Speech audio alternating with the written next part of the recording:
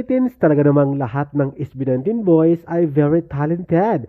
Hito nga si Justin, ang pinaka-latest, ay siya pala ang gumawa. Kanta niya, nag-compose, nagsulat at nag-arrange ng kanyang kantang Surreal na talaga namang umaatikabu at nag-trending sa YouTube kamakailan lamang. At hito nga, nag-guest siya at nag-perform sa It's Showtime para i-share naman sa mga 18s ang kanyang kantang gawa niya mismo na ito ang kanyang sinabi.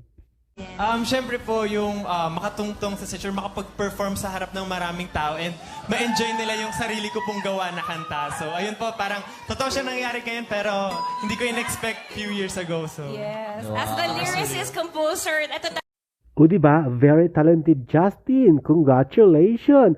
Pati mga It's Showtime host ay proud na proud kay Bunso na si Justin sa kanyang first song na siya mismo ang gumawa na Surreal, at pag na rin si Kariel ay talaga namang super proud din kay Bunso. Maraming salamat sa pagtangkilik.